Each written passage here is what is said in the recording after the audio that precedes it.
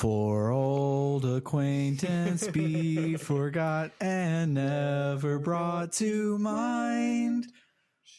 I don't remember. The first word is should, which is important because it's asking should old acquaintance be forgot, etc., etc. Yeah. So that's the only New Year's Carol. So that's what we.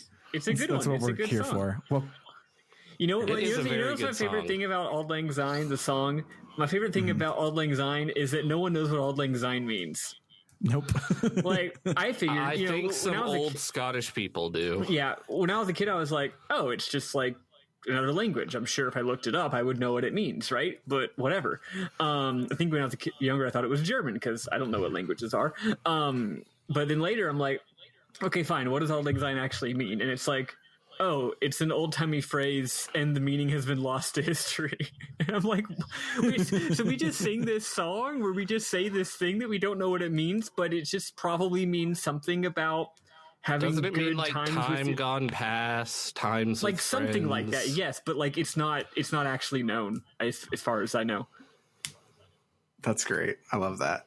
Well, hi everybody. Presumably because the English like murdered a bunch of people. Yeah, Probably so. Well, also, I mean, just language be like that. Hi everybody. It is RPG Book Club. In case you didn't recognize all of our voices, and also the fact that you are in your own podcatcher, and you can see the screen that says RPG Book Club New Year's episode. I'm nailing these intros, by the way. All the ones that I make up off the top of my head for a non-standard episode are great. It is not bad. I am Sam Allman, though. I'm Maddy Grace Webben. I'm David Bernard Houck. And this is our first ever New Year's special. It's great. It's just because Parasite Eve is long. And it doesn't actually... Yeah. It doesn't end on New Year's. It comes 1 day short. No, 2 days short because it starts on Christmas Eve. It ends on the 29th. Yeah. So close. But, well, wait. And just for the record, today is the 27th when we're recording it. So, yeah. So the day 6 is the 29th, but we could headcanon that when they do the stuff at the very end where they go to the opera a second time, we could say, that's on New Year's Eve. Yeah, that could be New Year's. I like that. So it starts on Christmas Eve and it ends on New Year's Eve. That's a great idea. Yeah. And we're playing the rest of the game because we beat it this week. But before we talk about that, I want to talk about my week first because I am currently, at this exact second, stealing a washer and dryer from my neighbor. Nice. So our apartment is really dumb. It is a quadruplex, and it is the exact layout as the quadruplex across the street that we share a parking lot with. But one is owned by Randy's Apartments and one is owned by JK Rock Homes. We had applied for the one at JK Rock and they said no. So we got the one over at Randy's. At JK Rock, there's washer and dryer hookups plus a washer and dryer that they give you for living there in each unit. At Randy's Apartments, the washer and dryers are all in the basement. No big deal, except you have to bring your own. And why would I bring my own to then put it in a communal space? And it's dumb. And normally we go and just, there's a laundromat across the street. But timing of paychecks and loads of laundry didn't agree this month. And we're like out of towels to shower with. And I was out of pants to wear like out and about, so I wore swim trunks in like 11 degree weather to get groceries yesterday, and it's just a whole mess. And so I talked to our upstairs neighbors because they're loud as fuck, and I was going to like lord that over them and be like, I won't ever report you for how fucking loud you are all hours of the night if I can use your washer and dryer. But they said it wasn't theirs, so I'm like, okay, well there's two down there. So I talked to one person. I'm going to talk to one of the other people and it'll work. So I talked to Joven, our next door neighbor, and he was like, oh no, we don't have one either. So we realized that the previous tenants that lived in our apartment, they left a lot of shit downstairs in like a storage area. Like they left an old keyboard, they left a big ass Power Rangers like dollhouse playset. They left a lot of shit down there, and we're like, of course, if they left that, they probably left their washer and dryer too. And so I'm like, awesome, free washer, free dryer, except their washer is broken. And I found out that their washer was broken after it had filled up with water, and then it tried to spin the motor, couldn't spin the motor, so it drained the water. No. And so now I just had like goopy, gross clothes. So I put those in our upstairs neighbors, who I have not talked to's washer, and stole a load of laundry. And so I had to admit it to the internet at large. I'm sorry, Mr. and Mrs. Lee, if you are listening to this, I'll throw you a $5 or something to pay you back. But I think your dryer is plugged up to our electrical outlet downstairs, so I think we're even, TBH. Yeah, so that's what I'm doing. And I don't know if you've ever been in a basement while people are above you, but it's super loud down there because like they don't soundproof the floor for nobody to be under you. And it's like twice as loud as living under someone in an apartment. And so the whole time I was using their laundry, I was like, oh my God, that's them. They're coming down the stairs right now. They're gonna catch me. And if they did, I would have been like, oh, my bad, and explain the situation. They would have been like, no problem, Merry Christmas, but whatever. Nice. That's what I've been live in Texas, and we don't have basements here for some reason. So no, I don't know how that's like. It's because the water is 23 feet below you. That's why you don't have basements. Yep. Oh. Yeah, low elevation gang. My week was dope. This holiday happened called Christmas. I've heard of it. I think like pretty much everyone, it's been a weird Christmas. It's the first Christmas in my whole life where I haven't seen my family, which sucks. But, you know, coronavirus is what it is. I'm wanting to visit my brother and sister. I've mentioned this, but I haven't yet. We'll see about that. My family had weird plans that I might tell you all about off recording because it's quite funny, actually. It's a weird, very strange situation. My parents did the thing that apparently everyone's parents does over Christmas during a pandemic, which is go and fly around for no reason, even though it's a pandemic. Because apparently parents aren't capable of understanding the concept of diseases. Not you, Sam. I mean parents of adults. Yes. And guess what? My sister's husband has the Rona, and now my dad might have the Rona. Probably because he was visiting his family over Christmas during a fucking pandemic. Although I will say I don't blame the sister's husband for the Rona. He's a nurse, and massive respect to nurses because they have to work in terrible work conditions, and they all get the fucking Rona, which sucks. Yep.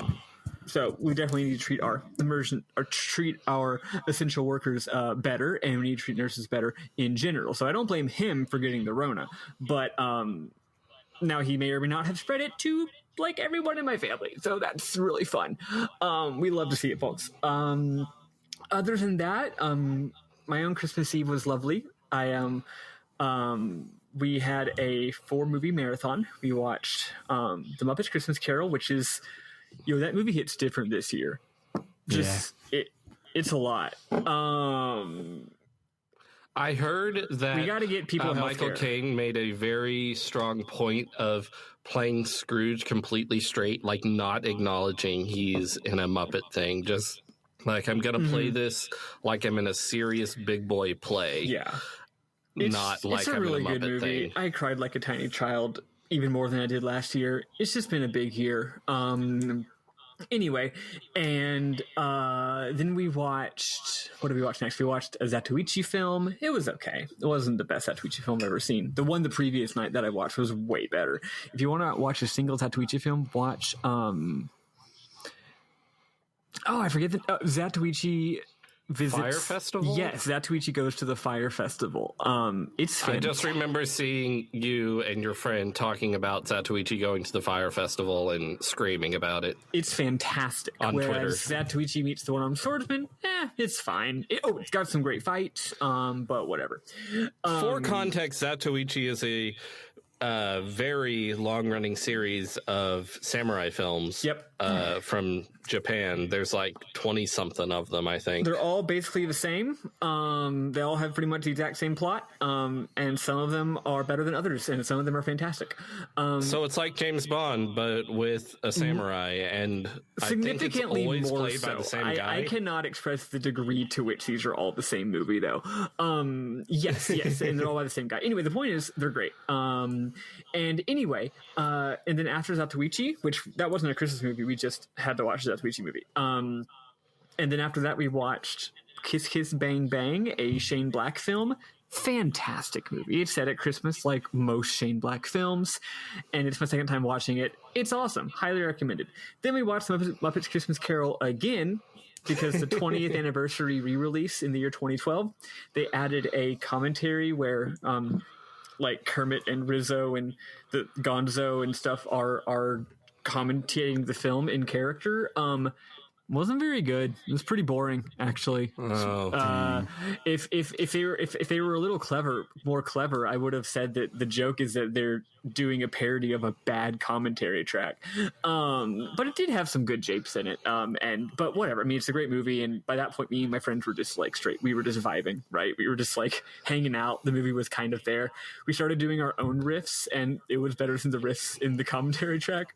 But it was one of my favorite videos in the world is on Homestar Runner. There's this, they have the old timey versions of the characters, and there's this series of videos called Kick the Can, where it's just old timey Homestar Runner kicking a can, and there's a million of them, and they're boring as fuck.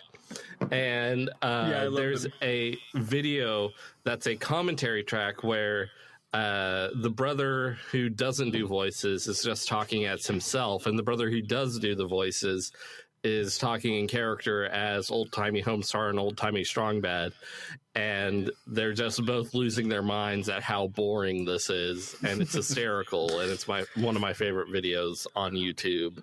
That's really funny. So anyway, if you're interested in watching that commentary track, you can skip it. Though the second commentary released in 2002 on the 10-year anniversary, which is a Brian Henson commentary that probably is like a typical commentary where you learn a lot about the production. I haven't watched that one yet. Maybe it's good. Anyway, the point is, it was a good time with my friends. And then the next day, I had a call with my mom, and there was some hilarious transphobia. I'm not actually being sarcastic. It was hilarious. I'll tell y'all later off the pod. And yeah, no, it's been a really good week for me. I've been straight vibing. I love this time of year. And even though it's really weird and a lot of people are, it's tough for a lot of people, including me and people I know, it's also a beautiful time of year. And also earlier today, Trump finally signed the thing, which, I mean, it sucks, but it's better than nothing. It's still good that some people are going to get a little bit of money, whatever. It's the $600, right? Yes. Trump tried to strong arm them into doing 2,000, which would have been incredible. And I would have had to post about how Trump is fucking based. But unfortunately, he didn't manage to swing it. So I don't have to treat how Trump is based, which is too bad. But yeah, anyway, that he just signed it though, like an hour ago. Just so you know, if you were paying attention to that if you were on Tinterhooks, read that whole thing. Yeah. Anyway. I saw that he signed something, but it's hard to keep track of what there is to sign. The one that he vetoed, because a few days ago he was like, what is this? A stimulus package for ants? The amount of direct payment must be at least 3 times this size. See, that's funny because he actually did want it to be 3 times bigger. Yes, it is funny. That's the one where he...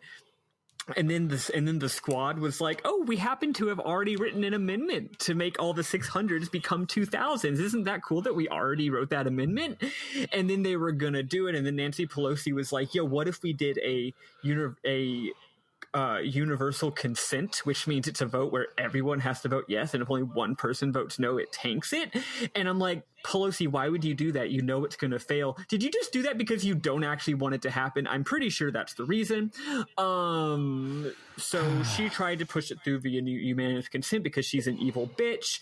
It failed. Some shit was going to happen tomorrow they were going to like reopen Congress and debate the amendment, but Trump just signed the thing. So I guess it's over. But just so you know, that's the deal. Whatever. That's it. That's it for my week. A lot of stuff going on. I'm in a good mood. I love Christmas, etc., etc., etc. What's up with you, Sam? Or what's up with you, Bernard?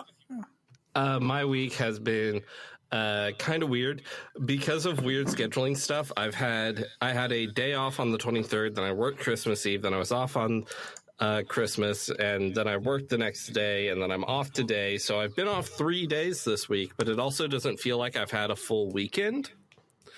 And I just stayed home for Christmas. I was thinking of going to my parents' place for Christmas and spending Christmas with my family, but I wasn't sure about it because, you know, there's a coronavirus, in case you haven't heard.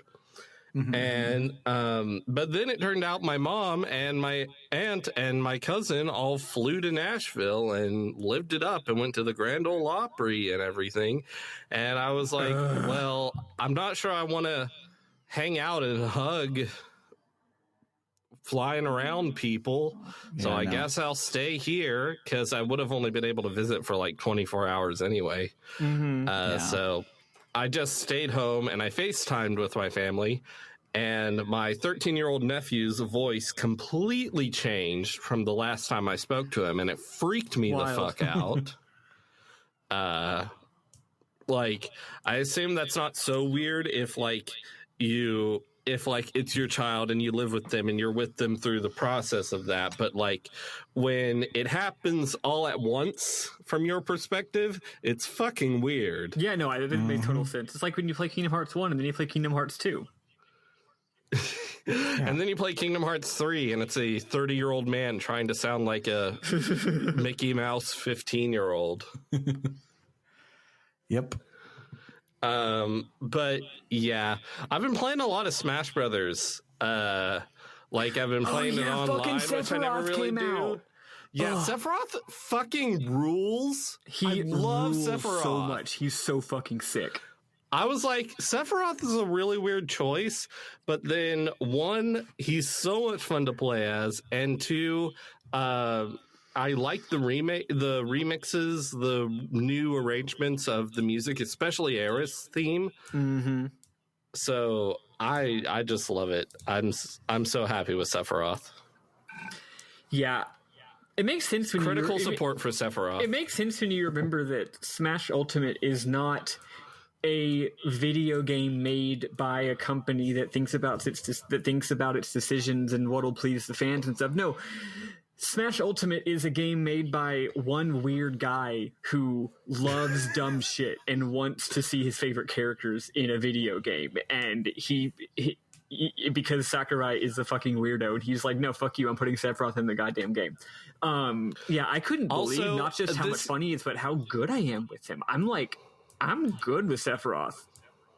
I love when someone is jumping towards the edge of the stage and you set up a Giga Flare to pop right when they're getting back on the stage. It feels so good. Didn't feel good when he kept doing it against me, but once I started doing it, it was great. It's cheating if someone else does it, but it's just good gameplay if I'm doing it. Yes. I think that's all that happened in my week.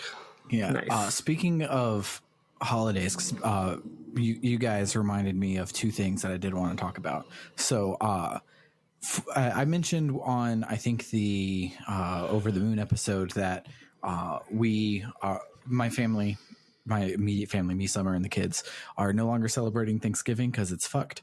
And we are instead doing our big like yearly get together and feast on the 1st, the New Year's.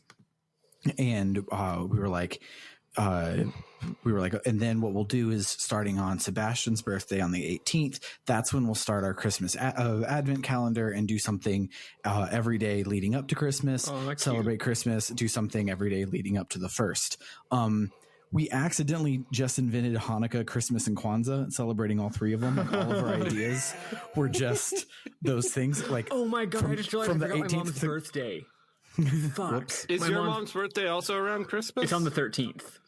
My mom's birthday is on Christmas Eve. I'm such a jerk. Which makes it really easy to remember. Yeah.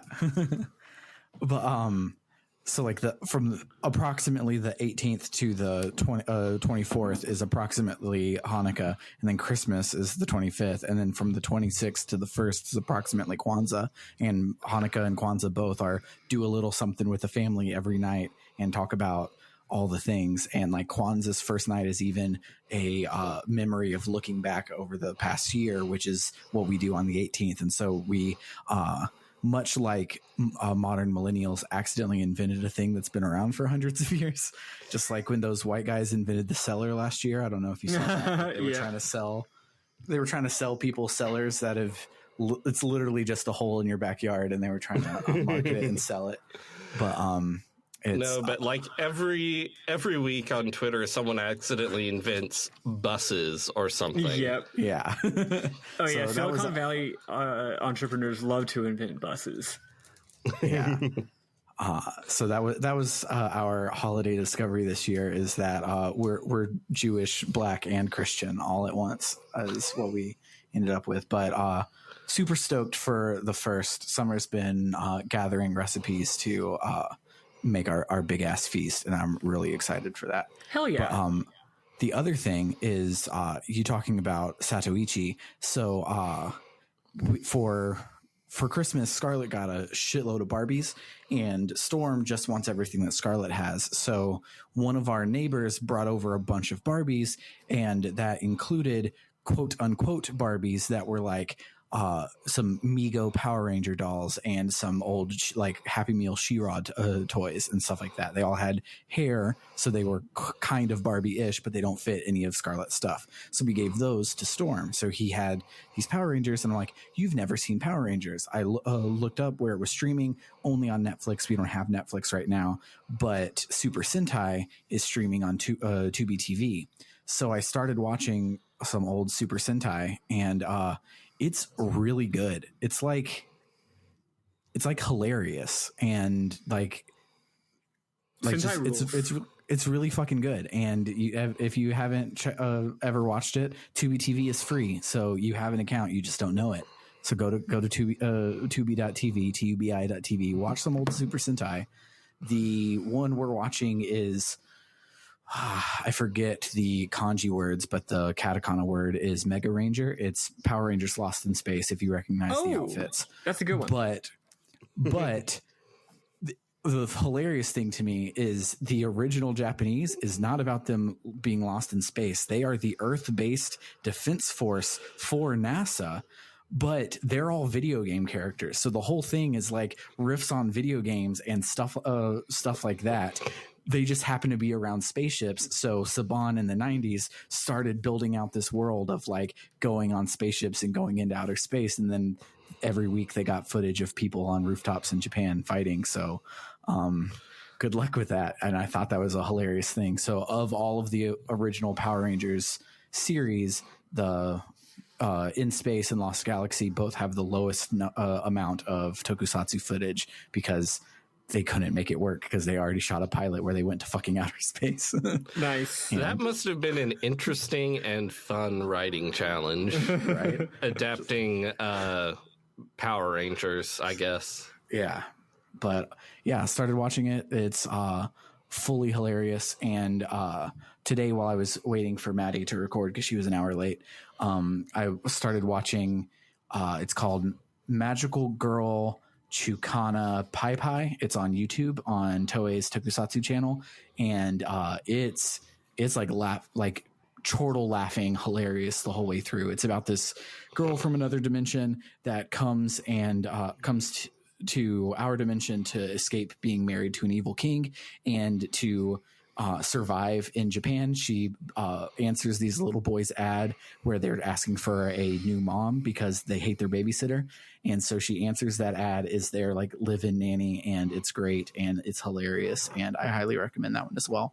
Hell yeah. But that's it. That's all I did this week besides like Christmassy shit. Nice. So one final thing. Wait, also I watched Blade Runner again. Update. It's still incredible. It's one of the best movies of all time. Yeah, I'm just letting you know in case you thought maybe it stopped being good. It's also this isn't actually necessary for a movie to be good, okay? Like, a movie can not do this and can still be a good movie, but Perfect Politics, honestly. 100% unexceptionable. It's an extremely powerful film and is relevant in all times, politically and thematically. But also, it's an incredible fucking movie. And secondly, I watched the latest Pixar movie, Soul. This is the first Pixar movie I've seen since Monsters University, and I gotta say, it's fantastic. Y'all should watch it. It's really great. I've heard it's great. I have a few lingering thoughts about why maybe it's not good, actually. There's some themes that I'm still wrestling with in my brain, and I'll see where I settle on it. But my initial thought was like, yo, this movie rules. It's really, really good. So if you're thinking about that, go watch it if you have some access to Disney. My friend has a Disney Plus account, so that's why I watched it. Okay. I had to get that out there. I saw someone tweet, Pixar has done it again. Asterisk, enter, asterisk, made a film. That's funny. Also, fun fact for this episode, I'm drunk. Nice. That never happened. I made an alcoholic beverage. I made an alcoholic beverage to sip during the episode, but Maddy was late, so I finished it all. Nice. I am finishing one beer, which, on account of hormones, sometimes does get me fucked up, but it seems like I'm fine so far. Awesome. Time to drink exactly one beer and call 911. Exactly. Anyway, let's listen to some. God, who even knows? There's so much great music in this game. Let's listen to really like something. the music that plays in Chinatown. Oh yeah, that's really good. Anyway, let's listen to something.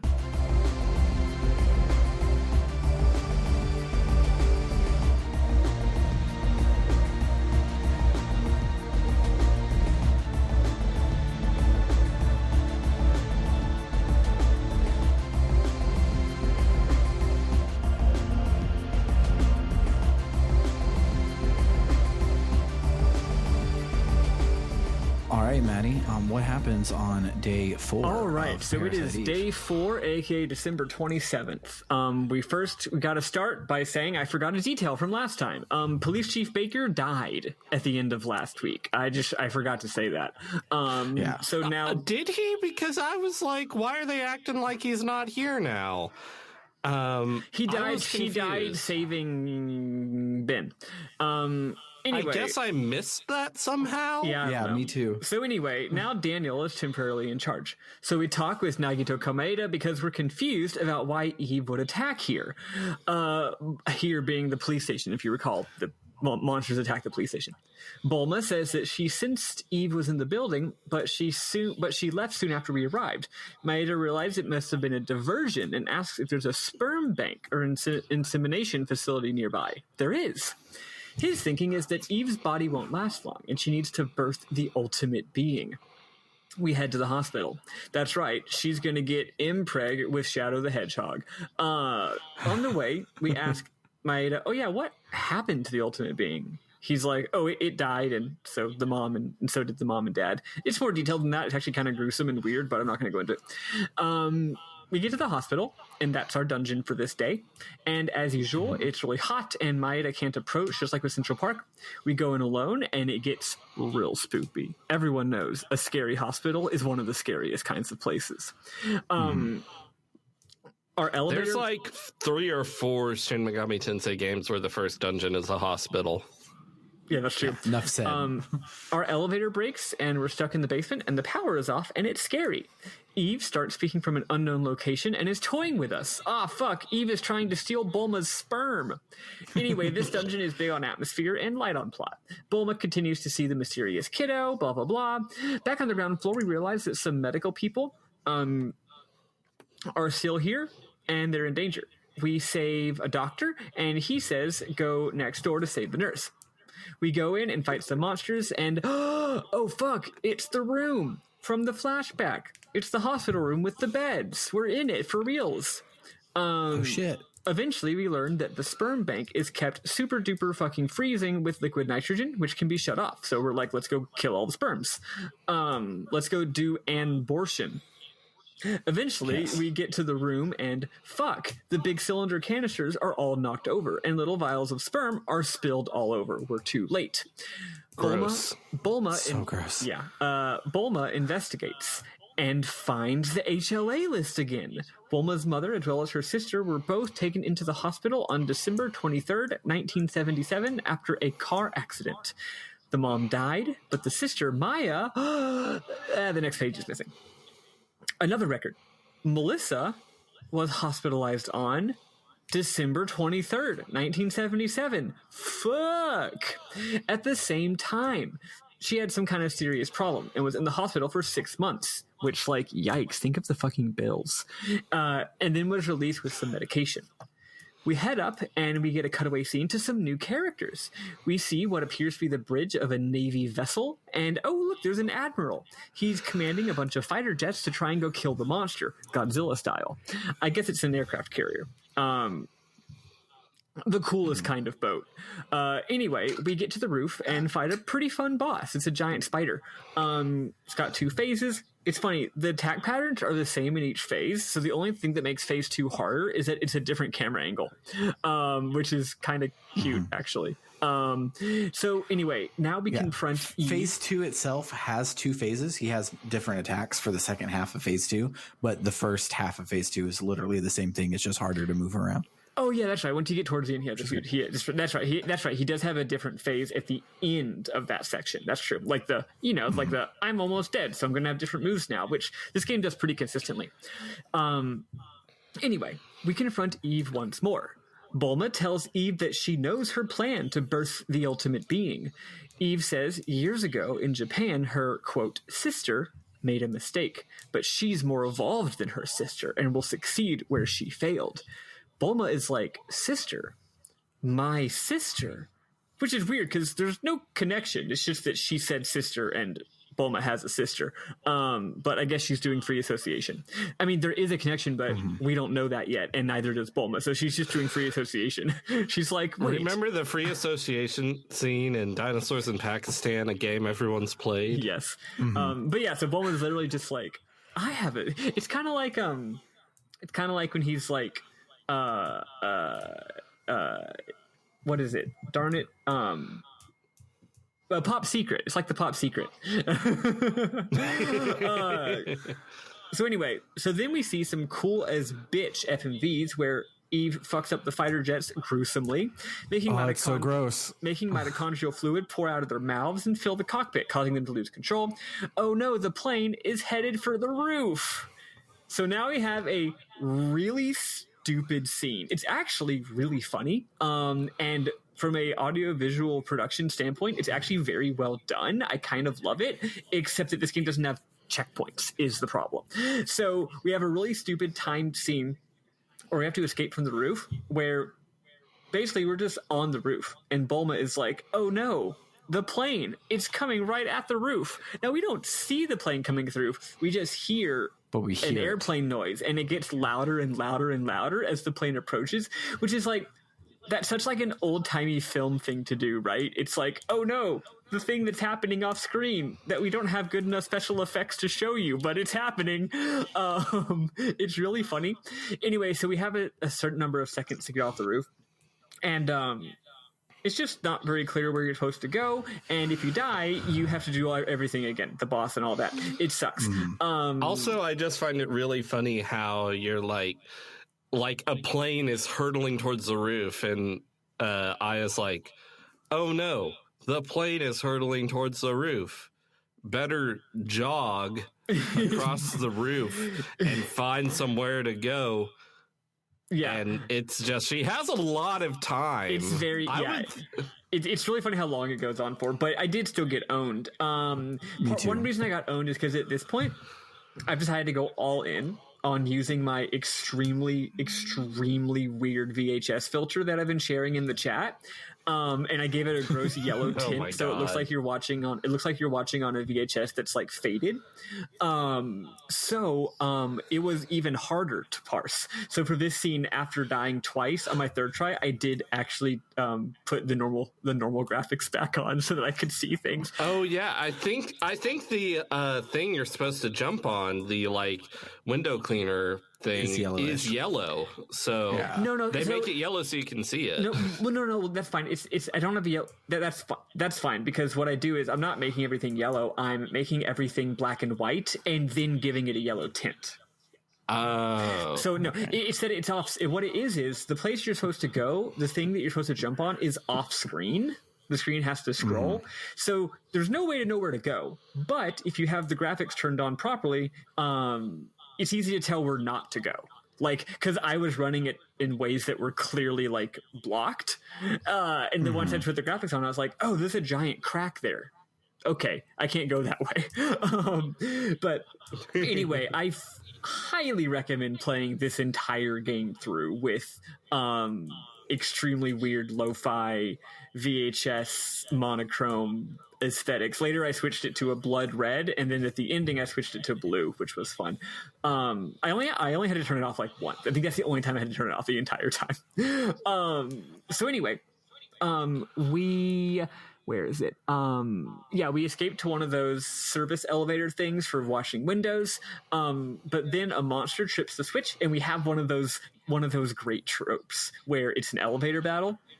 So the elevator is falling down the side of the building, doing that FF8 like combination of FMV and gameplay kind of thing. But it's a simple battle. We literally just like kill one weak monster and then flip the switch. Bulma then safely makes it back to Daniel and Maeda on the ground. Meanwhile, so I want to tell my story with this 3-part combination here. So I get in there the first time, and I'm fighting the spider boss, and it's real darn hard. Like, they do a thing where they shoot out webs, and the webs keep you from moving, but also like hit you for like 3 full melee attacks worth of damage. And it's bullshit, and it's real hard, and you have to manage all your resources really hard. And it was a very hard fight, but I beat it on my first try. So then the airplane starts coming, and I'm like, I am up. I came from down. She wants to go down. I will go to where I came from.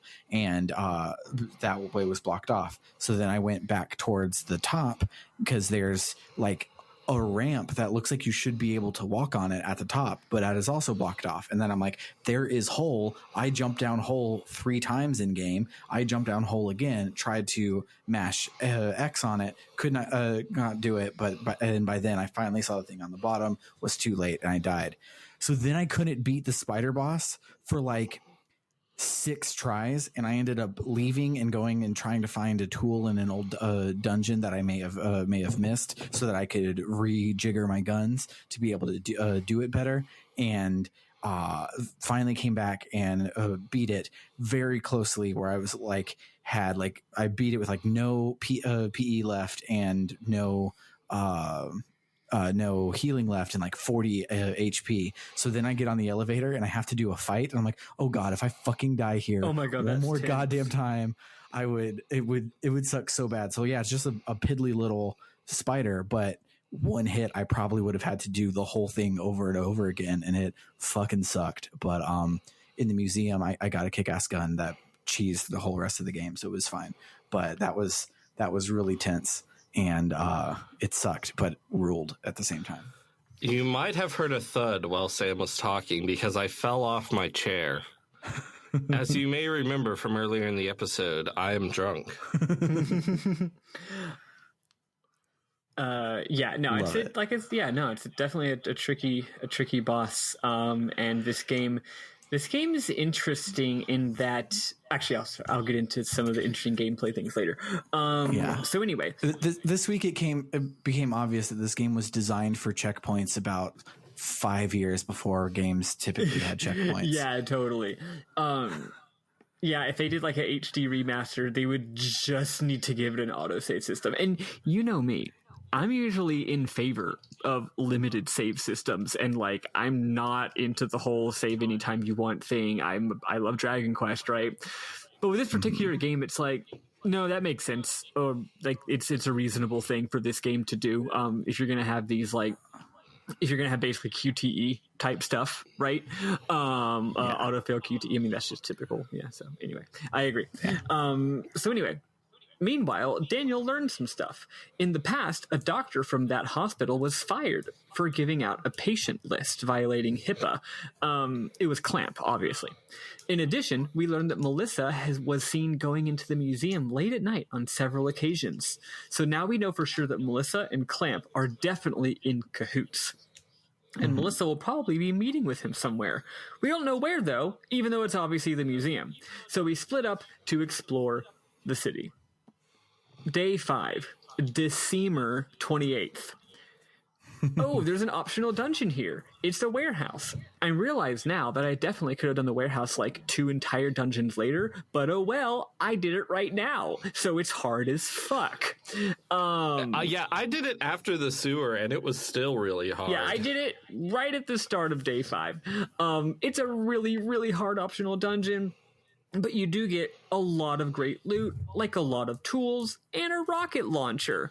The rocket launcher has its own special ammo, very limited. I believe in the entire game I ended up getting like 12 rockets, and I used them all a little bit later on a hard boss. I had a very tense moment in this dungeon, actually, where I got to the very end, and I fought all the really hard battles, but then I was down to having like 20 health, and I had no healing items, and I had no magic. And now magic recharges, but it only recharges in combat. So it's like, if I have to do one of these hard battles again, I'm fucked. I mean, there was a save point, but it's like, I was like, it could be possible that I can't get out. Like, what if I just ruined my save? Like, what if I can't get out of here, right? This game does let you run from combat, though. So I didn't have battles on any of the rooms, and then I got up to the very first room, and I did have a battle. And I ran away, but when you run away, it places you back at the start of the room. So as I tried to go through the room again, I got into a battle a second time. So then I ran away a second time, and then I didn't get the battle that time. The RNG was nice to me, and I escaped. It was very tense. And like, that wasn't me being cowardly. That was me doing the math in my head and being like, I can't beat this battle. There's just no fucking way. Maybe I can avoid these attacks, but probably not, right? So anyway, that was very scary. So yeah, the Undertale of the game got real hard in the second half. Yeah, like I felt like I would maybe take like 2 to 3 hits per random mob at the first half. The second half, it's like, no, I'm just going to tank this until I can knock off a heal 3, because I feel like I also got better and better at it, though. Like, it was cool. I could feel my own skill improving, and it's like, man, you know, this Square wasn't really known for making action games at this point, and they really did a good job with it. Yeah. Anyway, but Bulma decides to go to Chinatown. We just go through it. I think there's like some slime or whatever, so we follow some slime, and the slime goes into the manhole, so we follow it, and yay, it's a sewer dungeon. So the first half of this sewer dungeon sucks, but the second half owns. The first half of it looks like one of those like Lost Woods things where the graphics are just repeating, but they're not actually. It's actually just a maze, and it's really boring, though it does have a lot of great loot. The second half, you get a lot of bespoke, beautiful shots of like you're really small on the screen and you're next to like some giant sewer apparatus, right? And you're climbing up a giant ladder next to a huge waterfall. It's actually really cool. Anyway, whatever. We see a huge mess of slime, which is all of Hero from Central Park. It's gross. We fight some monsters. There's a boss, whatever, and we end up in a subway. And then we end up on the Brooklyn Bridge. And then we see some graphics and shit, and we see something crazy is going down at the museum. So we go to the museum, which we should have gone to all along. If you try to go earlier, the door is locked. I didn't know that, but that's what Sam said. So, so the museum one important thing does happen in the sewer. You run into random mobs that are the crocodile boss from the beginning of the game, because every time you get to the end of a game and they give you the first boss as a random mob, always a great trope. I love it. The museum is mostly so the museum is the game's final dungeon, which is cool because we've already been in the museum like 3 times. They've really been building it up, right? It's a great dungeon. It's enormous. First of all, it's like 4 floors. Well, the 4th floor is just the end, but there's like 3 floors, and each floor is a bunch of rooms, way more rooms than any location in the game, way more, pre-rendered screens than any other location in the game. It's like every floor is about the size of the police station dungeon, and there are 4 of them, and it's dope. Yeah, it's really good. If y'all recall, there's lots of fossils of dinos everywhere, so obviously that shit's going to come to life, and it does. Yeah, it rules. They're Chekhov's dinosaurs. Yeah. The whole dungeon, they're building up the fact that in the center of, like, the centerpiece of the main hall of the museum is a giant T-Rex. So they're building it up like, hey, you see that T-Rex? And eventually, yes, we fight a T-Rex boss. That's actually later, but yeah, it's really, really good dramatic build-up. It's the final boss of this dungeon. It rules. So anyway, halfway through, we get to the lab room where Clamp usually is, and Maeda is there. He says he needs to check something. He gives... Actually, hold on a second. I need to check something real quick. Have I seriously not used that word? Oh, damn it. There's a bit I was going to do. But I'll go ahead and do it. Weird I've gotten this far in the game without using the M word. Anyway, this far in the notes. Anyway, so Maeda's there. He says he needs to check something. He gives Maya a special gun and says it, quote, might come in handy. The gun sucks. He says there's some blood serum with Maya's name labeled in the freezer. The research code for it was called Eve. It's a culture of liver cells. What the fuck? Clamp had been working on it. He was also doing research on artificial sperm for Eve. Artificial sperm with no midichlorians. He took the ones he made here and started artificially inseminating people at the hospital. So he's gone full mad scientist. He's making fake sperms. He's inseminating people against their will. He's doing all these midichlorian experiments. Yes, that is the bit I mentioned earlier. So Clamp shows up. There's a big fight. He's gone full mad scientist, but Daniel shows up and clocks him a good one. Clamp says that midichlorians are passed on from the mother, but traces of the patrilinear midichlorians can be found in small quantities. Eve failed her goal in Japan because the father's midichlorians rebelled, so hence making sperm cells with no midichlorian DNA. In case you're curious, the thing about it being passed on, the quote-unquote midichlorian DNA being passed on through the mother, that is real. That's real science, actually. Cool. Anyway, so Eve, using Melissa's body, is now pregonate with the ultimate being. Clamp then blows himself the fuck up, but Daniel and Maeda make it out, and Bulma is unharmed. Clamp is then burning alive on the floor, and we just leave him. Fucking savage. Yep. Daniel and Maeda fucking leap out of a 2nd-story window. Yeah, it's dope. Yeah. So anyway, we continue the dungeon and try to get to the 4th floor where we've learned... It was around... So it was around this scene that I realized that this game was rated M for mature, not because of all the gross body horror shit, but because there's a lot of uncomfortable talk about sperm. Yeah, no, that is... If you look at the back of, like, the rating, that is why. It's, like, references to, like... It's like sexual content, right? Gross body shit. Yeah. Anyway, we find out that Eve's on the 4th floor, and we try to go there, but it's all blocked off by gross biological growth stuff. We try to find an alternate way around, but end up getting knocked into the main room with a huge T-Rex, and we fight it. It's a fun boss. It's not very hard. Then we go up the alternate staircase, and we confront Eve. Or, rather, before that, we leave, go back to the police station, or even do some grinding, because that's right, folks. This is a point of no return. Right the fuck here. This game has 6 days, and we're in day 5, and here's the PNR. No, the game does not tell us this. Anyway, we save, and we confront Eve. Luckily, I remembered from last time I played this game that this is the PNR. Well, I didn't know exactly it was here, but I started rolling my saves. Anyway, we save, and we confront Eve. She's all kinds of fucked up, caught in a huge bio-organ web thingy, and she's extremely pregante. Bulma says, "Why are you doing this?" And she says, good question. Why do humans give birth? I like this a lot. It introduces a theme that is similar to one of the secondary themes of Chrono Cross, the idea of the sort of amorality of the survival instinct. Anyway, finally, all the goop comes out of the sewers like we saw it was earlier and makes a fucking giant monster that grabs Eve and runs off toward the Hudson Bay. My notes just here had...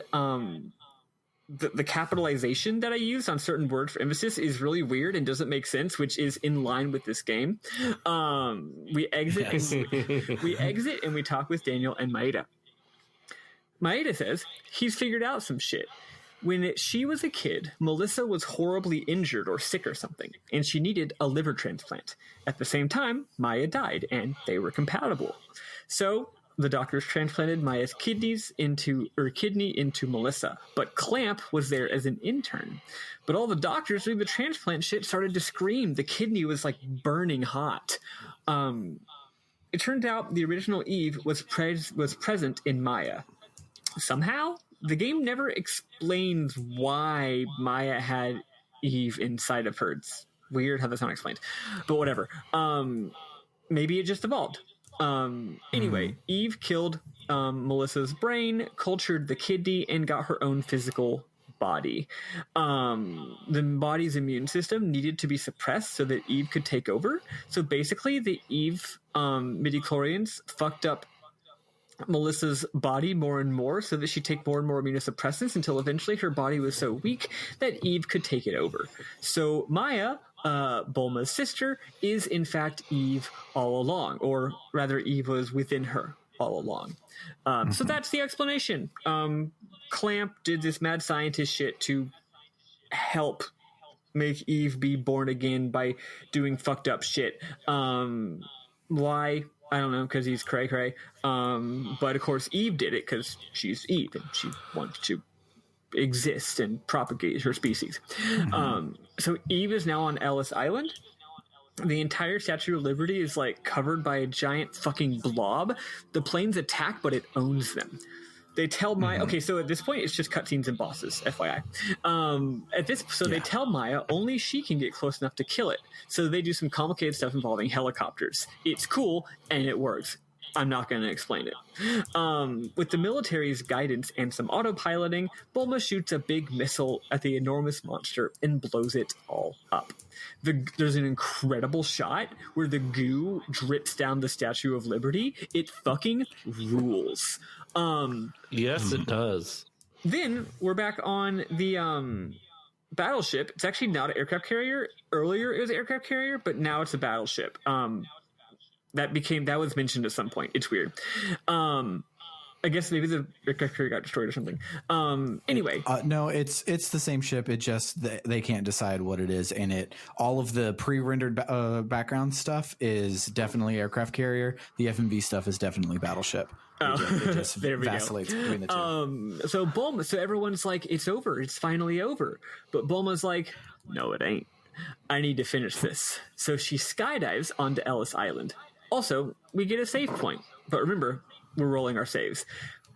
Sure enough, Eve is still alive. We get a fantastic 2-part boss fight. It's insanely fucking hard, at least it is for me. This is the boss fight that killed my save when I played it like 8 years ago. I was up till 6 a.m. trying to beat it last night. But eventually I did. It's also important to note, in all the blowing stuff up and shit, the Statue of Liberty has fallen over and is horizontal in the background during this fight and looks really cool. Yeah, it's really dope. So this fight, it's a very well designed fight. I kind of love it. It has some attacks that you can't dodge, which is normally really annoying, but it's only part of the attacks and you have to just deal with them, which is cool. One thing that's funny is after I tried it twice, which took a long time because there's like cutscenes and all that stuff, right? And the fight itself takes a while. So like it's a lot of work to fight it just twice. Maybe I tried it 3 times. Eventually I was like, fuck, I'm doing the thing I would hate to do, which is I'm going to go online and get some help, right? So I load up my previous save, which was after I had beaten the T-Rex boss, and I'm like, time to grind. My main issue is that one of her moves drained your MP, and if she drained your MP, you need to have healing items to heal yourself while your MP recovers, right? And I really didn't have very many at all. I hadn't done a good job keeping up with them. So I basically just grinded for healing items, which is tough because the RNG percentages of the enemy encounters had gone way down, because I also got lost in the museum for a long time. So like, most of the rooms had like really low percentages. So I did 3 things. I got lots of healing items. What else did I do? Oh, I got a little bit of experience points, although I don't think I actually leveled up because of the way the skill curve works in this game. And then finally, and this is the critical part if you're playing along, the room right before you confront Eve in the museum had a hidden treasure chest. It's not really that hidden. I just did a bad job exploring. That's critically important. It's 2 treasure chests. One is a tool, which is, important. I'll add a tool. Oh yeah, that's the other thing. I was too liberal with my tool usage, so when I really needed them, I didn't have any. When I really needed to use them strategically, I just didn't have them, right? So I had guns that were powerful, but didn't have what they needed to have. Typical character build problems. Anyway, so there's a tool, and there's a gun called like the M9000, and this fucking gun, first of all, it's got the best base stats in the game, so most players make this their primary gun after finding it. I didn't, because I didn't have enough tools to transfer the stuff to it. But it has an ability, which is actually not the first gun that has this ability. It's the second gun that has this ability, but I hadn't noticed because I had too many guns and the game's kind of complicated. It has an ability called like double action, where every time your ATB meter fills, you get to do 2 things, and that's amazing. You can cast haste and attack, because normally it's like, I want to cast haste, but haste doesn't last that long, so you're really only getting 2 or 3 shots off after you use haste. So like, how much is it really worth wasting a turn to cast haste to get more turns, right? But now you can cast haste and attack, or you can cast haste and heal, or heal and attack, or you can just attack twice as much. It's fantastic, and not only is it like OP, it's the best kind of OP because it's not actually OP. It feels like you're incredibly powerful, but also it's the end of the game, and now the game's hard, and it's just another layer of strategic consideration that you have to make. And you really do get to make some really interesting, intelligent choices with this. Like sometimes you don't need to haste, you don't need to heal, you don't need to cast any spells or use any items. All you need to do is attack, but you actually don't use both of your actions, because if you attacked 4 times in a row, the enemy would hit you. So it's really cool. Anyway, so that's I hadn't noticed that, which is the reason why I hadn't known to beat the battle. So it turns out all that grinding I did didn't matter. The healing items, I didn't use a single one. I just played way better. And then in the first round, I actually didn't even use the double attack because I was using my rocket launcher. So I used my rocket launcher. So basically the first phase, I just played twice as good as I'd played before. The hour of preparation didn't matter. And the second phase, I was with my rifle, which had the double action, which meant I was able to beat it. If I hadn't had it, I probably still would have beaten it, though. So a little bit funny. Yeah. Point is, this game's mechanics are interesting. They really came alive, and the game certainly had some problems, but I really enjoyed this part of the game. Yeah, I don't even remember the Eve fight because of 2 things that went differently for me than they did for you. So first off, I got the shotgun and the M8000 in the museum. I also got a super tool and 2 tools. So my M8000 had a burst, so it shoots in a cone to hit multiple enemies from the shotgun. It also used the super tool to get my stats from my rifle I'd had for the whole game, and it also took the acid damage, which does damage over time from my rifle.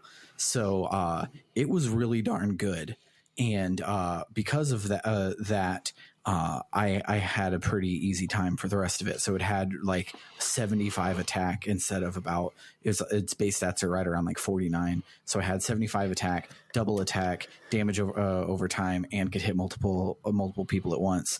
I also used Liberate, and Liberate just one hit killed her first phase. So it was a one hit. See, I hadn't used that because it uses all of your MP. So I was like, it does about 4,000 damage. Okay, well, I should have just used Liberate. She hits like 8 times for like 300 damage. So I considered doing it, but I kept just being really like, okay, good. But if it drains all my MP, then I'm not going to have any MP, and then I'm going to die, you know? Yeah, but I had double attacks and healing items, so fuck it, use all my my parasite energy. I can last until I get up to heal 3 again using other things. So I did so, and that fucking it rules. It also was how I got through the final boss pretty easy. It was like I was able to get it off twice, and it was dope. But we'll get to that part. So the neat thing about this game, I was going to mention this earlier, its experience curve is really neat. Basically, it's designed so that pretty much everyone beats the game at the same level. I think it's like 35 or so, because around that time, the experience curve just gets outrageously steep, to the point where, like, even if you went around and grinded for an hour or 2, you would not gain another level. So the game has a lot of variety with regards to character builds, but your experience is about just, it is what it is. And on one hand, that's cool because it lets them control the experience and have this really tense, exciting fight. On the other hand, it does mean that if you build your character bad, you can be screwed, right? If you don't, because tools are limited there are a limited number of tools. They actually are random drops, but usually they're low percentage and only from certain enemies. There is something interesting, though. I was looking up some information about the game, and to get from level 34 to 35 and 35 to 36, extremely long and difficult process. But then after that, after 38, 38 is like 40 fucking thousand experience points, but then after that, it's like 4,000. It's because you're supposed to get stuck at the end of this game at about 35, and then when you do New Game Plus to get the true ending, it wants you to level up again to be able to get through it. So there's literally gamified guides on like how to get to level 38, because it is such an enormous hump, and there's so much grinding to get to 38. But then after you get to 38, you just fucking blast all the way to 99. Which is neat, because there's this game's got an optional extra dungeon. Yeah, how weird is that, right? It's a really cool, interesting little design decision there. Kind of reminds me of Dragon Quest XI's ability point curve. I guess neither of y'all got far enough to know this, but in Dragon Quest 9 or 11, just like 8 and 9, every time you level up, you also get like skill points that you can assign to get new skills. And when you first start playing, every like level gives you like 1 or 2 skill points, and then as you get to higher levels, a level will give you 4 or 5 skill points, and eventually, right around the climax of the game, or a little bit before, actually, maybe right around, somewhere in the third act of the game, you're getting like 10 or 11 skill points. But once you pass like level 45, it starts going back down again, and by the time you get to like level 80, it's down to like 2 or 1. It's really weird. It's a really interesting decision, but it's cool. It's cool. Neat. If I ever make an RPG, I'll think about doing something like that, because it doesn't just go up forever. It's like, no, we want you to, because you get more and more and more escalation of power. But then if you continue grinding way past the point where you need to, you start getting diminishing returns. Which is a cool way to control the player's experience. So anyway, whatever. Square was doing cool stuff all the way back in this game. Game's good, y'all. So I will say in between the two, after phase two of this fight, Eve pontificates a bit, wondering why humans kill each other, the same kind of shit every villain pontificates about. Then she talks about how all organisms have their territory that they fight to defend, again framing this as a simple conflict between two animals in the natural order. She then does this thing where she says that the midichlorians were allowing humans to prosper all along just so that they could be vehicles for the midichlorians. It's just your shit. Then she gets really sexy and we have a second phase. So this conversation was in between two phases. After you beat phase 2, she realizes, no, it cannot be. You are, quote, our natural enemy, end quote. Then she shatters into a bunch of pieces and also dissolves / melts / explodes. It's cool as fuck. And she's dead. That's the end of Eve. The end. No. Bulma says that some midichlorians must have undergone a different kind of evolution. Day 6, December 29th, the final day. We are now on as Sam mentioned earlier, a ship that is both a battleship and a aircraft carrier. The weapon storage guy is there, as is the dude who stocks us up on items. We save, and then everyone thinks it's all over, but no. That big blob thing from before, that was a giant womb. And Eve succeeded in birthing the ultimate being. That was really funny. Well, I'm glad you think that. Drunk ass. We see the blow in the ocean. What? Oh, blob. We see the blob in the ocean, and the literal giant monster baby claws its way out of its own womb, and shit starts exploding. It's fucking sick. Then the demon baby flies to the deck of the ship, and we have the final battle. Everyone except for Bula runs away. Maeda is like, I gotta give you something. Oh, I forgot to mention a running gag in this game. After you meet Maeda, every single time there's a dungeon or some danger and Bulma is like, I gotta go off by myself to save the day, Maeda is like, wait, take this. And he gives us like a good luck charm, and it's always like some Japanese shit. But by the end of the game, we have like 5 of them, and they're clogging up our inventory. It's hilarious. I didn't want to look up whether they do anything or not because I think that it's cute. I actually have something interesting about that. I'll tell you in a second. Or hold on. So I didn't want to look it up because like it's a good luck charm. You just have to believe that it gives you good luck, right? And I didn't want to be mean to poor Maeda. So they were clogging up my inventory this entire fucking game. Eventually I looked it up, and I'll just tell you they don't do anything. Which is false. One of them might do something. Yes, one of them does something. No one knows if they do anything. Yes, exactly. But it's just one of them though. The other 3 definitely do nothing. The Narita turns into a ammo box in EX mode. That's what Narita does. Okay, cool. That's why you can't get rid of it. That's why you can't put it in your box. Anything in your box doesn't carry over New Game Plus. Anyway, though, the point is he keeps giving you shit. It's a funny little gag. So at this point, Bulma's like, I'm gonna go save the day. And Maeda's like, wait, I have to give you something. And Daniel's like, but dude, fucking seriously, this is so annoying. I think he said something like, we don't have time for your voodoo shit. which is quite funny. So they go off, which is a fun little, like, obviously this time it was probably something important, right?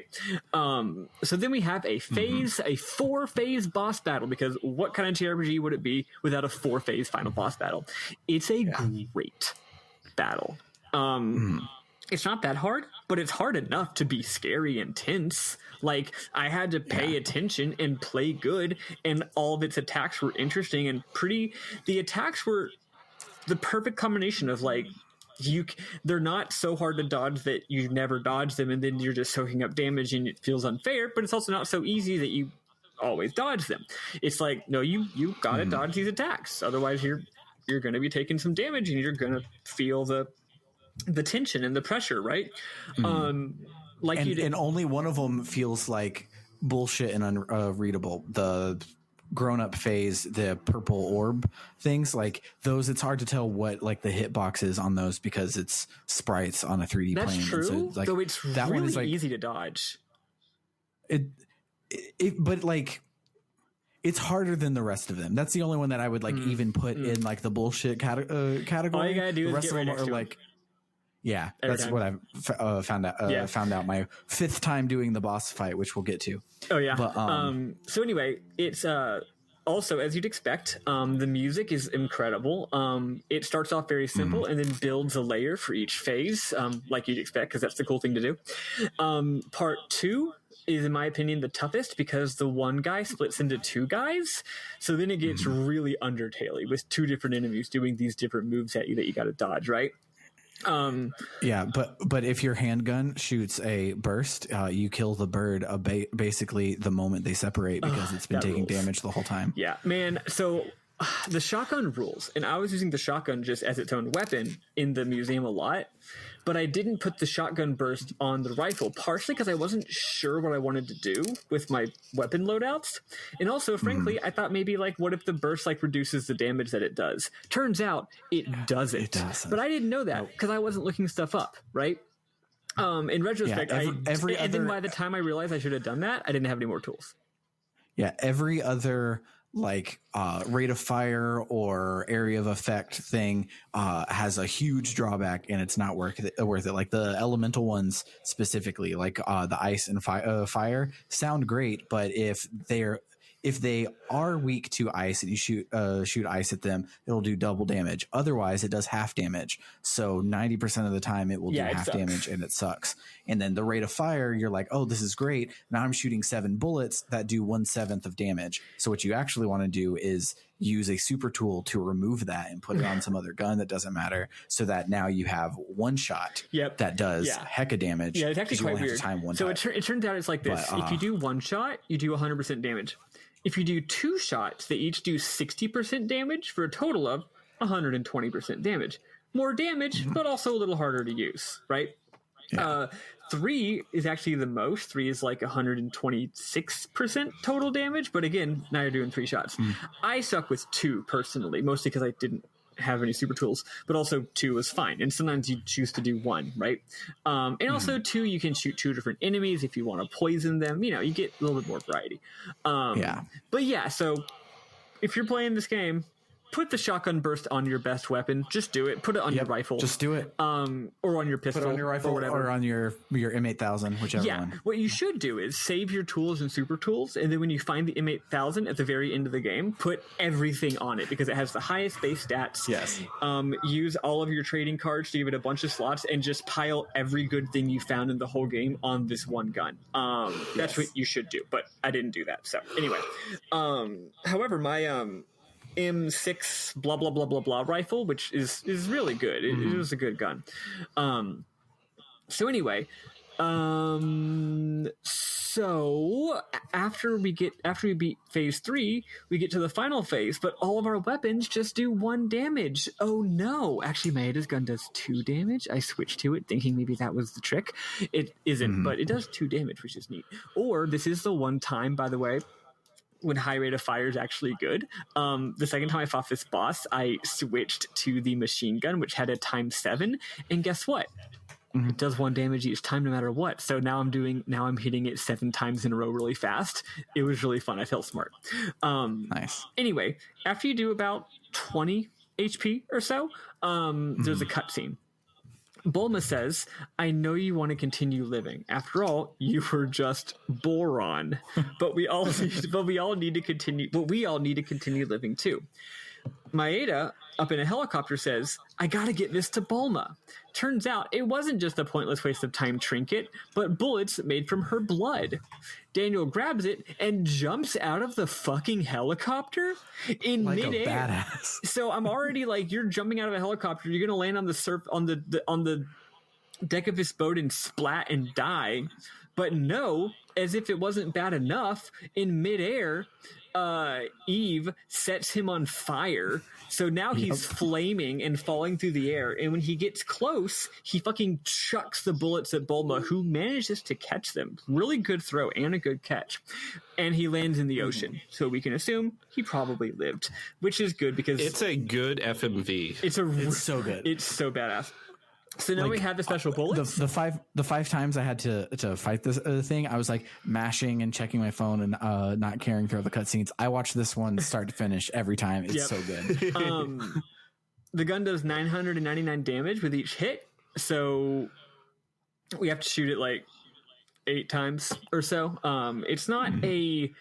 It's not exactly a final Sephiroth fight where you can definitely not lose. The enemy is attacking you, and the attacks are very interesting and a little bit tricky to dodge. Okay, they're not hard to dodge, but it's hard to find a time where you can stop and shoot your gun, right? Because you stand still to shoot your gun. I didn't lose it or anything, but like I can see how if you came in without if you came from the previous phase, not in a great spot, it could be pretty dangerous. So you win the fight, but it's still not dead. It's crawling on the ground toward Bulma, and we have a chase sequence. That's right, an insta-death chase sequence right after the 4-phase final boss. We run to the boiler room.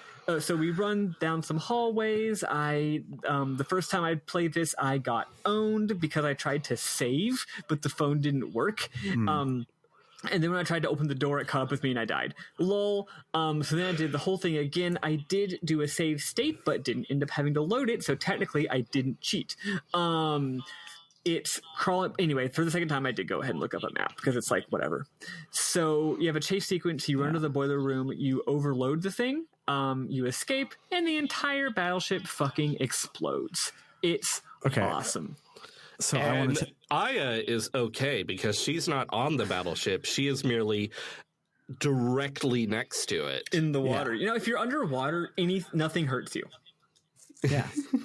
That's actually surprisingly true. There's a Mythbusters episode on it for sure. But so my time through this game for this last part was annoying. So I had a fairly tense but not horrible time with the final boss, and I had been following a guide because we didn't have a lot of time because I didn't do jack shit because Christmas and stuff, and so I only had one night to beat everything. So I had been following a guide, and I got through the final boss, saw that there were still paragraphs. It wasn't like, oh, you win automatically. So I glanced down to where those are, and they're like, oh, you have to run away. I look up and it's on a game over screen, because the text box that is up that pauses the action the whole rest of the game did not pause the action here, and so the monster had killed me. So that was bullshit. So I went and I did it again, and when I loaded my save, it was before you talk to there's the requisitions guy that like loads up, basically fills your inventory with stuff that you need, and it was before I had talked to him. So I talked to him again, went back to beat the final boss again, same tactics and everything. Went to go to do it, saw the phone, tried to save just like Maddy, got pwned, had to do it again. So this time I hand the phone to Summer. I'm like, Summer, I need you to read the guide as I'm doing it so that I know which direction to go. So she's reading it, and I am making my way through it, and I get like most of the way through, and then the game, being a game on the PlayStation, doesn't understand that video games have to follow the 180-degree rule from Film 101. Like, it doesn't understand that. Silent Hill and Resident Evil are both infamous for doing it. Parasite Eve said, hey, survival horror, we're going to do it too. So you exit up through a door to come down on the next screen after a load zone. And so I was holding up because I'm running away from a thing and I want to be moving on frame 1. So on frame 1, it sends me back through the door and I get pwned. So I go to youtube.com and search for Parasite Eve, both endings, and watched it from here because 4 times was quite too enough. Fucking much. This motherfucker just said pwned in the year of our Lord 2020. Also, it's never been pronounced pwned. It's pronounced owned. Yep. But I wanted you to know that I had misspelled it. So I said pwned. That's valid. It was for your benefit. You wanted us to know that you were saying something stupid. Yes. I get it. So anyway, this whole scene is a little dumb, but also it rules and etc. Oh, and the music during this chase scene is fantastic. It literally like slowly increases in tempo. It's so good. Anyway, so now they all stand on the shore and discuss what has transpired. Bulma says, "Why do I have this power?" It turns out she also has a transplant from her sister. When she was 7, she probably doesn't remember, but she was born with a defect in her eye. So Maya's cornea was transplanted when Maya died. The vision she keeps seeing is basically, they say that there's some fringe scientific theory that if someone sees a really traumatic or serious experience, the image gets literally like imprinted onto the cornea. So that's why sometimes she sees that image of the hotel, of the hospital room, you know, whatever. It's probably made up. But then again, given how much stuff in this game isn't made up, maybe not. So Maya and Bulma, I'm pretty sure it's a fake thing that some people actually believe or believed at some point. Good. Yeah. But that's cool though. I mean, like the game didn't make it up, which is neat. Kind of like how they used to think that memories were in DNA. So Maya and Bulma's mitochondria lived symbiotically together and evolved in a cooperative way so as to be a counter to Eve. Maeda says, "This is a message to humankind. If the Earth is a living being, then humans are like an out-of-control virus, upsetting the natural balance of the body. We're like a parasite, and the Earth is our host. They gaze over the sea. 2 years later, these people are in the same room as the people making Chrono Cross." Yes. We have one final scene, and it's really fucking good. So Bulma, Daniel, Ben, and Maeda are going to the opera. There's on New Year's Eve. There's also an implication that Maeda and Bulma maybe kind of like each other a little bit, like very low key, but like maybe a little bit. So they go, and they're in the place watching the opera, and guess what? It's the exact same opera. After this horrible tragedy where most of the audience died and stuff, apparently they're like, well, we're going to use the backup singer, and we'll have the show. You know, show must go on. We'll have our next performance in a couple days. See ya. So they're doing the same opera where it's literally the exact same scene we saw from the beginning of the game, where the king, it's the courtly drama where he's like, we got to put the witch to death, blah, blah, blah, blah. It gets to the part where last time everyone caught on fire and died, and Bulma, and like as soon as the lady starts to sing, Bulma and Daniel and Maeda all like stand up in their seat like, oh no. and both of the cops, their hand goes to their waist, like they're obviously holding their gun. Yeah, they're like about to grab their fucking guns. It's really cute. But then the play just continues, and then after a second, the people behind them, but in the audience, are like, "Can y'all sit down, please?" And they're like, "Oh, sorry."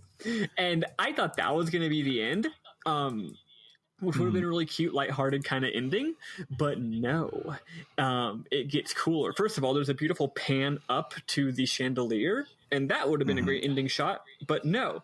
There's a cut scene where you just see Bulma, and she's thinking, and she's probably having some memories, and you see the singer and the singing, and then you see Bulma's eyes like start to glow, and I don't know what color they're glowing because everything was red in my game, which made it look really cool. They were glowing red. So her eyes start to glow, but then you see a shot of Daniel, and his eyes start to glow, and then Maeda's and Ben's eyes glow, and then there's a full shot of like from the point of view of the stage, like up where the chandelier kind of would be, of the entire audience, and one by one, all their eyes start glowing. Not all of them, but like 30% of the audience, their eyes just start like blinking in like stars, and then it cuts to black.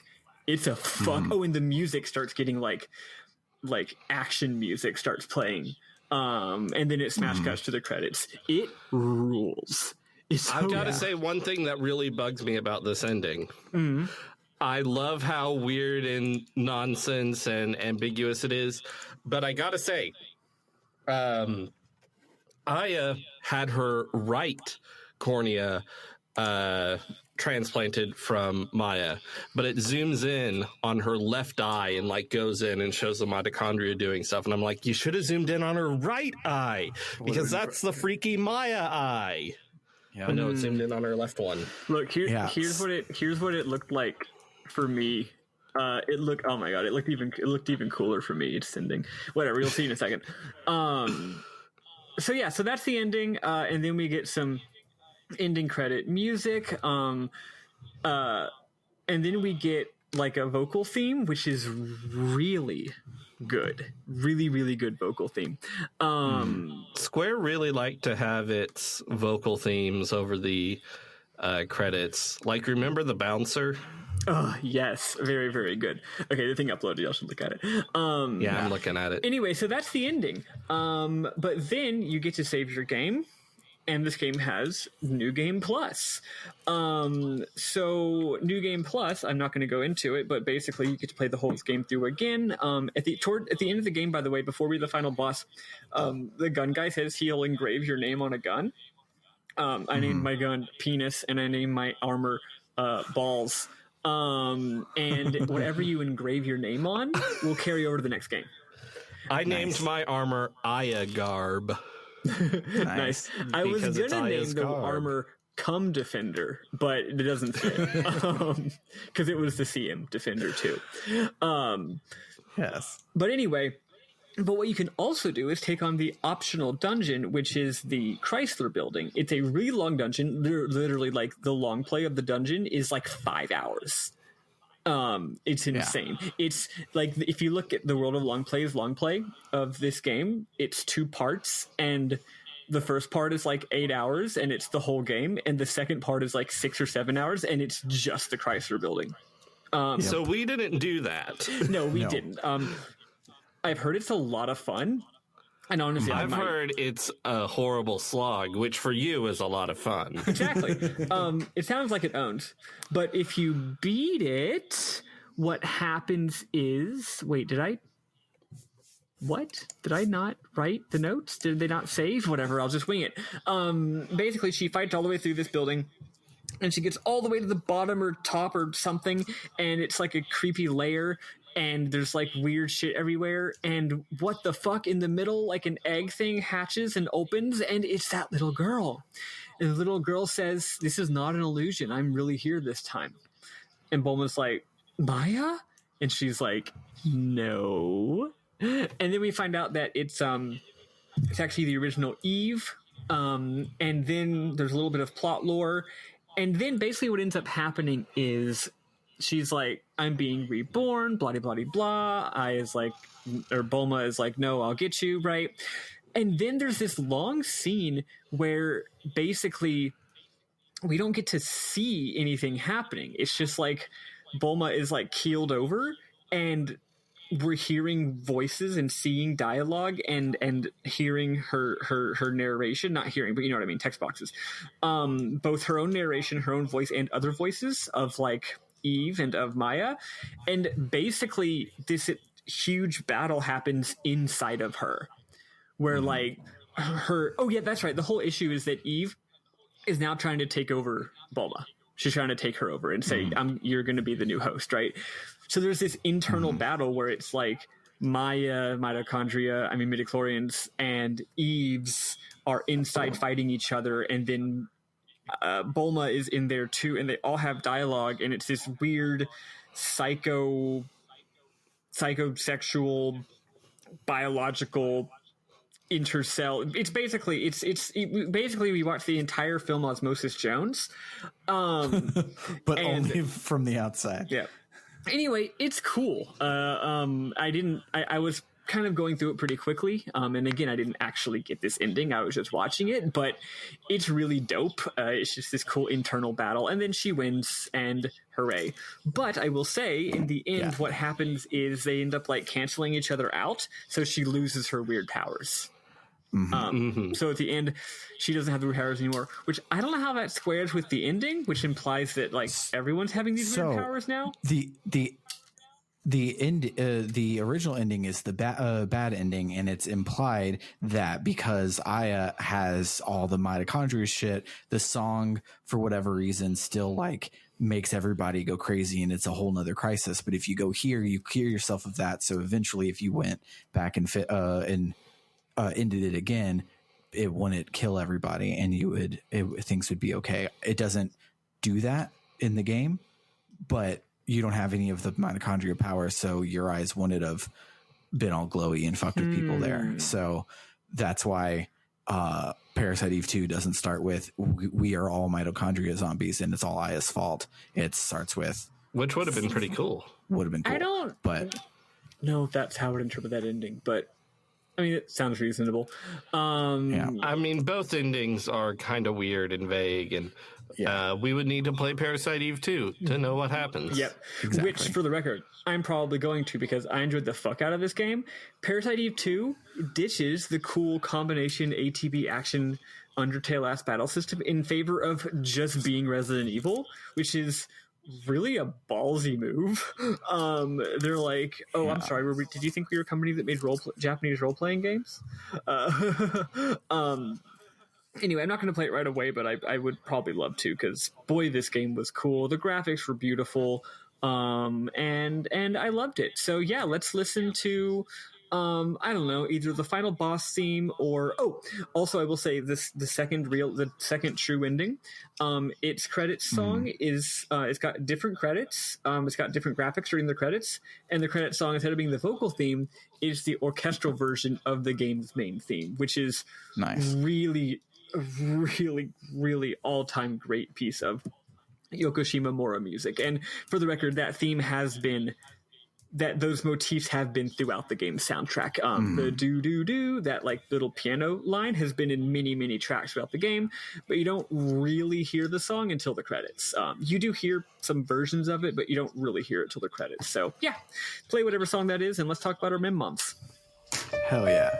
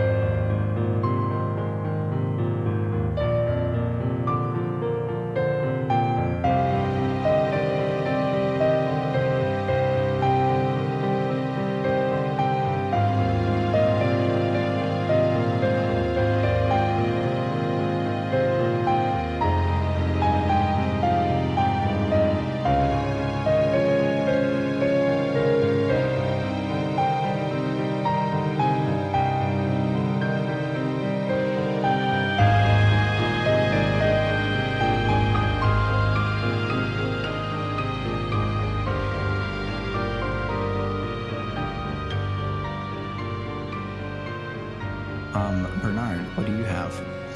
I don't have a lot that we haven't discussed so far, but I did like when they're going to the opera, Aya and Maeda go in and sit next to each other, and Daniel and Ben are like in the restroom, and they sit next to each other, and Maeda's like, I have to go to Japan soon, so I thought I should tell you before I leave. And then Ben busts in and he's like, scoot over, Maeda, I'm sitting next to Aya. Yeah, it's cute. And it's really cute. And also it's clear that Ben just thinks Aya is the most badass person ever after seeing her in action. And yeah, because she is. Yeah. So that was a really cute. Also, I looked up a map for the sewers because the sewers are a fucking maze. And it said that at the end of the sewers, I would fight a giant crab. That was one of my mem-moms too. I was so excited because crab in game, but it's a giant centipede. And I was like, how the fuck do you get confused by that? But then it turns out the warehouse is a giant crab. So I guess I just got that mixed up. Oh, okay. Yeah. And, so and that warehouse crab boss is great. I was like, crab in game. Really funny. He's got two different hands. You can shoot off both of his claws, at which case he just becomes a little body scurrying around with no claws, and it becomes a lot easier because you can just stay right next to him and he can't hit you. Fun times. Love crab in game. Trying to think if there's anything else I had. I mean, this whole game, and especially the second half of the game, is very taut. There's not a lot of running around talking to NPCs. Yeah, it's largely a dungeon crawl with a few plot dumps. So, yeah, it's there's not a whole lot of memorable moment fodder in this game. I have one compared to, say, other RPGs where you're just going around talking to townsfolk. I have one mem that'll be done uploading in about 5 seconds. So y'all just take a look at just take a look at that one. That one's mine. When we're on the I don't get it. When we're on the Brooklyn Bridge, realizing that the monsters at the museum, we get a beautiful shot of the old World Trade Center. Extremely fun. Always love when that shows up in things. RIP to a real one. And that's all I got. Most of what I love about this game is just the fucking graphics, and I have a bunch of screenshots of just amazing graphics, but can't really talk about that on a podcast except just to say that yowza this game's graphics. Your favorite thing is the graphics, which is why you put a whole bunch of artificial post-processing features on them so that you couldn't see them as well or as intended. The normal, I'd already seen enough of how it's supposed to look, and I thought that was cool, so then I decided to see it a new way. Yeah, I went out of my way to buy RCA cables for my PS3 so I could hook it up to a CRT so it would look at 100% accurate the way it was dev intended, and Maddy made it purple with VCR tears. Yeah. So well, that's the thing. I do own this game on PSN. I just can't play it because because my PlayStation 3 is died. So one of these days I'll play the game again on a CRT as God intended. But since I was emulating, which I never do, I was like, ooh, piece of candy. So my memorable moment is more at Barnyard House tweet where because we were talking about how it would be it's a shame that all of the animals in the game don't act more like their animal, but then again most animals don't have ranged attacks, and just the riffs that we had, like imagine if animals did have ranged attacks, just it tickled me pink and took me through the last bit of the game, and it was great. Otherwise, like Bernard said, there's like a couple funny ways that Maeda says things to Clamp in that scene, and I didn't write them down. I remember being like, oh, that's funny, I should screenshot this, but I'm on the PS3, so I couldn't. So I just the writing also did continue to be weird. It had, again, weird capitalizations, but also just sometimes just the game's use of like ellipses or punctuation in general just isn't the way it ought, the way that it should be. It's just weird. I don't know who localized this game, but they mostly did a great job, but they also they did a great job of the parts that are like writing. Like if they were translating this into like a screenplay or a book, they'd be fine. But with the way that a game is, you want to use the text boxes to also convey like emotion or action sometimes. Like you're conveying the way someone's talking with the text, right? And the way that the localizer did that is weird and not that good, but also cute and gives the game a bit of a character. Yeah, that does remind me. So I had said that this was a Secret of Evermore situation where it was a lot of Square Japan and Square USA working together and watching the credits. That is definitely true. Like most sections, 3 of the 5 names would be American names for like, battle programmers would be like so-and-so for important person from Square whose name I'm blanking on, and then underneath it would be like Eric Dodds. That's a WoW guy, but I don't remember the names offhand, but it's like regular schmegular English names like for half the credits, which is cool because that's why the localization is so good, because on the PlayStation them working across the divide, as it were, it was very rare, and that's why a lot of PlayStation localizations are not that good. And so this is like top tier localization because they were involved from the jump. Yeah, and it's really cool. Which makes sense because the game is so very inspired by Hollywood movies. Very American. Yeah. Another thing that occurred to me, I felt like it was weird that Eve didn't have nipples, because it's like, this game is a hard M anyway. Yeah, it is strange, but her boobs are smooth. I think that probably that's would a have been Japanese thing. I think it's like a yokai. Yeah, no, like you know how it is. Any kind of sexuality in. I mean, think about the fucking hot coffee scandal in GTA. GTA is an M-rated game, and if an M-rated game is like an R-rated movie, then a sex scene should be fine, right? But no, yeah, it's just sort of like every game, even games that aren't rated G, are still kind of rated G sometimes. There's still games are still like for kids because culture thought that games were for kids. So yeah, no, they probably just wouldn't have been able to do that. Like, yeah, and I also wonder if it's a Japanese thing in general, because there are an awful lot of like nippleless boobs in anime, even like that's true. The non-translated ones where like human girls in anime will have nipples, but like yokai and weird monsters will just have weird smooth boobs. So I wonder if it's could be like a cultural thing about monsters. I wouldn't know anything about anime with boobs in it. Wait, there's boobs in anime? Never heard of that. Anyway, I think that just about wraps it up for this wonderful video game. Merry Christmas, everyone. Wonderful Christmas game that this is. Oh yeah. The game continues when you go to the hospital. The game continues to have like Christmas trees and lights everywhere. It's so cool. I love the Christmas as a setting. It's just so nice because you know what? There's no fucking reason not to set something at Christmas. Okay, it is a time of year. You could set your story can be during Christmas just like it can be during any other kind of year. So why the fuck not, right? Which is fun.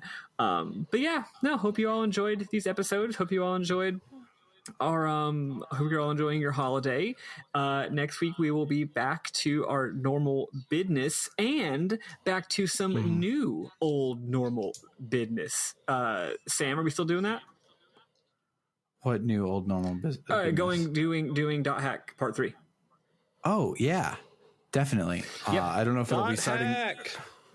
But if you like listening to the three of us exactly in this order, we will be finishing up Dot Hack starting again in a week or so. We just had to get away from the holidays. Yeah, I was just really busy and also didn't have a PS4, but also was really busy and I have my PS4 back and my life is less busy. So fuck it. Let's fucking play Dot Hack Part 3. I booted up Dot Hack Volume 2. Dot Hack GU Volume 2, and grinded a bit just to remind myself how to play and everything. And my main takeaway was Parasite Eve sure is a better game than Dot Hack. Yes. Because I played both of those the same day, and I was like, I like one of them better. Yep. But yeah, so I'm sure that'll be really interesting and probably combination of bad and good and amazing and stupid.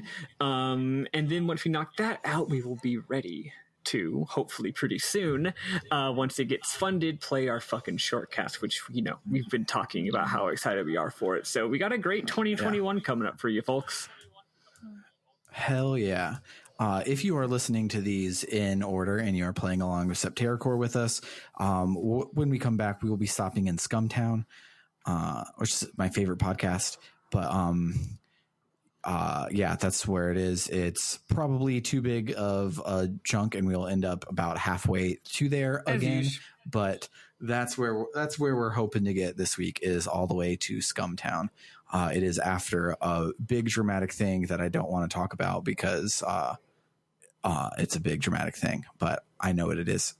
So if you like what you hear and you want to check us out and help support us and all that jazz, we are on the web at www.rpgbook.club, and that is a shortcut to our Ko-Fi where you can donate. It has links to our Discord and our Twitter, and you can come and hang out with us because we love you all. And other than that, I am Sam Allman. I am Maddy Grace Fiffle-Webben. And I'm Bernard, the one who is drunk. Maybe next time I will be the one who is drunk. Who can say? Bye, everybody. Happy New Year's, everybody. Yes, and happy fucking New Year. We made it through 2020. 2021, I'm calling it now. It's going to be a real good year. I know I say You that called that about 2020, and it did not work out. That time I was wrong, but this time I'm right. And 2021 is going to be dope as fuck. I have thought it's about getting that. Better all the time. Can't get much worse. Exactly. I have thought about that episode of Hyper basically every week when the new thing happened to make 2020 suck. That Maddy was like, you know what? I'm really feeling it deep in my bones that 2020 is going to be the best year ever. I'm like, God damn it, Maddy. You jinxed us personally. 2020 is your fault. Well, I'm saying it again. 2021, best year ever, baby. Hey, best city in the world, the Big Apple. Hey, I'm walking here. The Big Apple 2021. Bye, everybody. Bye. Bye.